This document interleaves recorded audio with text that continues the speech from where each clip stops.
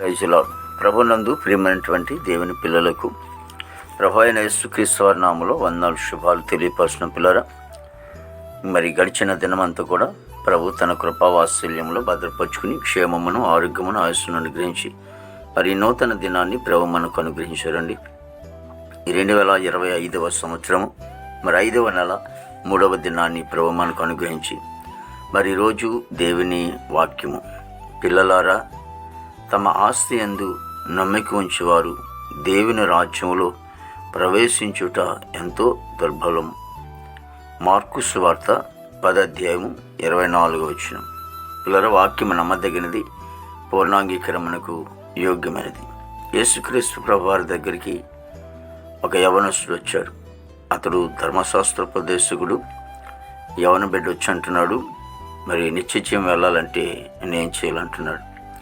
ఆ సందర్భాల్లో చాలా సంగతులు ప్రభువారు ఆయనతో మాట్లాడినప్పుడు, ఆయన ఇంతో మాట్లాడుకున్నప్పుడు యేసు ప్రభువారు అంటారు, నీ ఆస్తిని వదిలిపెట్టి నన్ను వెంబడించమంటారు.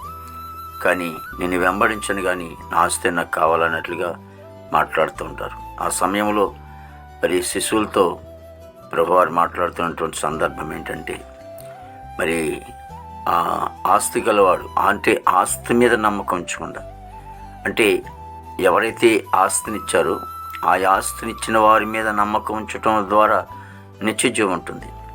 కానీ ఆస్తిని నమ్ముకుని ఇచ్చేటువంటి వాడిని నమ్మకుండా మరి ఆస్తిని అతనితో ఉంచుకుని మరి దేవుని విడిచిపెట్టి దేవుడి గురించి దూరం అయిపోతే దేవుని రాజ్యం అతను దొరకదని ప్రభువారు మాట్లాడుతున్నట్లుగా మరి లేఖనం సెలవిస్తుంది. కాబట్టి ఆస్తి ఉండకూడదు, కానీ డబ్బు ఉండకూడదని కాదు, కానీ ఆస్తిని నమ్ముకుని డబ్బుని నమ్ముకుని దేవుని విడిచిపెట్టిన వారి కోసం దేవుడు మాట్లాడుతున్న సందర్భం ఏంటంటే, దేవుని రాజ్యం కావాలంటే దేవుని వెంబడించాలి, ఆయన అనుసరించాలి, ఆయనతో మరి నడవాలి, ఆయనతో అద్దుకునే అనుభవాలు ఉండాలి. మరి ఆయనతో కలిసి మాట్లాడే అనుభవం ఉంటున్నప్పుడు మరి దేవాది దేవుడు ఆశీర్వాదకరంగా మన కుటుంబాలు ఉంచుతాడు. ప్రార్థన చేసుకుందామండి. మహాపరిశుద్ధుని తండ్రి, ప్రేమగల యేసునికి వందనాలు. కృపణ దేవానికి స్తోత్ర ప్రభు. ఇవ్వని ప్రభు, మరి ప్రతి కుటుంబాన్ని కూడా మీరు దీవించండి, ఆశీర్వదించండి ప్రభు. వారి కుటుంబంలో శాంతి, సమాధానం, నెమ్మదిని, ఐక్యత దయచేయండి. మా భారతదేశాన్ని మీరు ఆశ్రయించండి తండ్రి. భారతదేశంలో తండ్రి ప్రభా, మరి శాంతి సమాధానం మీరు కలగజేస్తున్న దేవుడానికి వందనాలు ప్రభా. ఇదిగో తండ్రి ఎస్సే మరి సరిహద్దులు సైనికులు మంచి ఆరుగులతో నింపిన తండ్రికి స్తోత్రాలు. అధికారులకు ప్రభా, ఇదిగో నాయకులకు మంచి ఆరుగులతో నింపిన తండ్రికి స్తోత్రాలు ప్రభు. తండ్రి యేసు మా దేశ అధికారులు, రాష్ట్ర అధికారులు, జిల్లాధికారులు, తాలూధికారులు, మండలాధికారులు, గ్రామాధికారులు అందరికీ కూడా మంచి ఆరోగ్యం ఇచ్చిన తండ్రికి స్తోత్రాలు దేవా. ఇగో యవన బిడ్డలను బట్టి ప్రార్థిస్తాం తండ్రి. యవన బిడ్డలందరూ కూడా చెడు వ్యసనాల నుంచి దూరపరిచి ప్రభా, ఇగో తండ్రి నీతి మార్గంలో నడిపించండి. ఉద్యోగస్తులందరూ కూడా మంచి ఆరోగ్యాలతో నింపండి తండ్రి. దేశమైనటువంటి బిడ్డలకు మంచి వంతు నింపండి దేవా. ఇదిగో తండ్రి యేసు చదువుకునే బిడ్డలకు జ్ఞానించి నడిపించండి.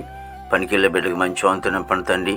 మా దేశ పాడి పంటనంతని మీరు ఆశ్రయించండి దేవా. తండ్రి యేసునికి స్తోత్రం. ఎంతోమంది వ్యవసాయాలు ఉబ్బుడు చేసుకున్నారు, మంచి వాతావరణం ఇవ్వండి తండ్రి దేవా. హాస్పిటల్ రూమ్ స్వస్థపరిచి జైలు ఉన్న బిడ్డలు విడుదల చేయండి.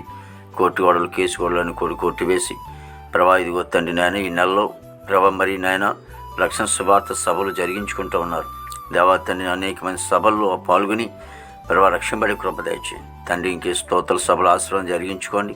రక్షణ లేని వారు రక్షణ దయచేయండి ప్రభా. ఇదిగో తండ్రి యేసు వివాహం బిడ్డలకి వివాహం తెచ్చేయండి. గృహం లేని వారు గృహం తెచ్చేయండి ప్రభా. మరి నాయన గర్భఫలం లేని గర్భం తెచ్చేయండి. గర్భం చూసుకొని డెలివరీ తెచ్చేయండి.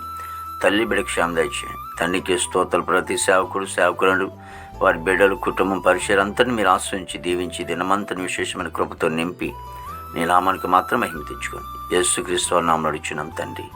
ఆమేన్, ఆమేన్.